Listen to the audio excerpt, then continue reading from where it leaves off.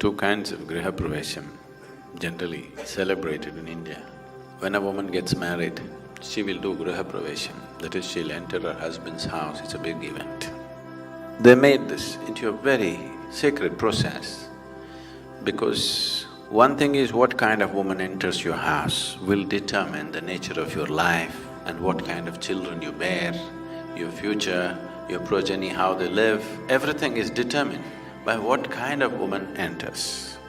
Another thing is how she enters. So they wanted her to enter this house with utmost honor, with utmost auspiciousness, because it's very important that she enters this house with love. It's very important she enters this house wanting to give herself totally to whatever that is.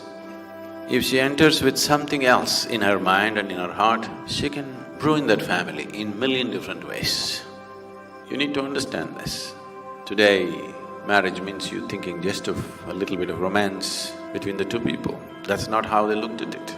They looked at it as a partnership which is going to determine everything about them and their children, and how the future of this family happens depends on what kind of woman and how she enters this house.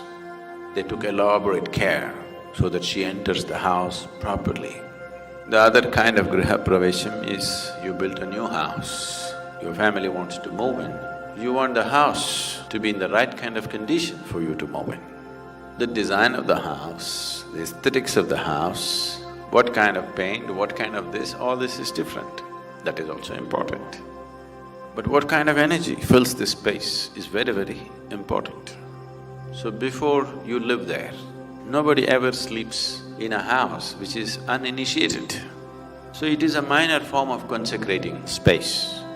Before moving into the house, the space must be consecrated, otherwise people won't go and live there.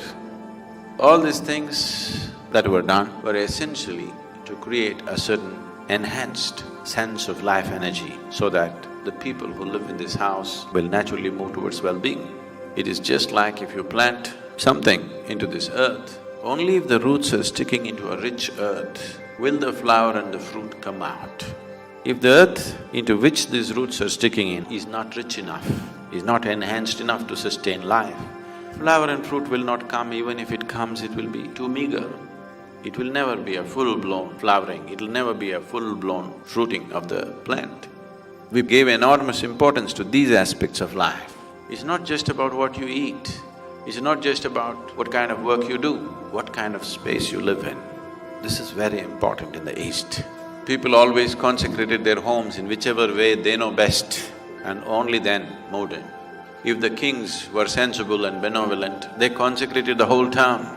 They created any number of places in the town so that the whole town is consecrated. He wants everybody to live in consecrated spaces. If you walk on the street, if you do business, if you live in that town, everyone must constantly live in consecrated space, because if you want to produce generations of enhanced human beings, you need this kind of space. Otherwise, only by accident or by personal dint, somebody may become something. You won't produce a generation of beautiful people. You can produce very great intellects, very great energy. As human beings, I'm saying, individual human beings carrying phenomenal sense of energy and intellect and capability. Every household at least once a year conducted the needed rituals and processes to see that the space in the house is enhanced. A basic understanding, or rather an essential understanding of how to generate a conducive atmosphere for a human being to grow to his full potential. When we say a full potential, today's world is thinking of full potential only as how much money can he make.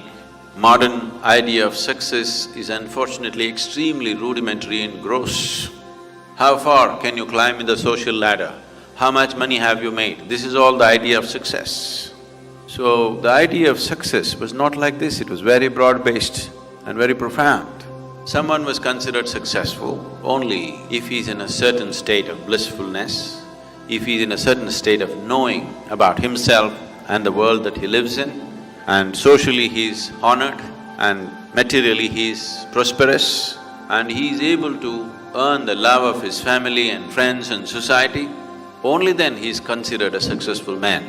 That's how this society looked at it. It doesn't matter how much money he had, if he did not earn people's love, they would say his life is wasted. People would say, what does it matter how much money you have? Have you earned people's love? Does your family love you? Does people who live around you love you? Are you honored by other people's love or not? This is the most important thing. It is not like a philosophy, it was a common thing in the world, in the society. So Griha Pravesham was just this, that you want to create the right kind of soil for this plant to grow and flower and fruit.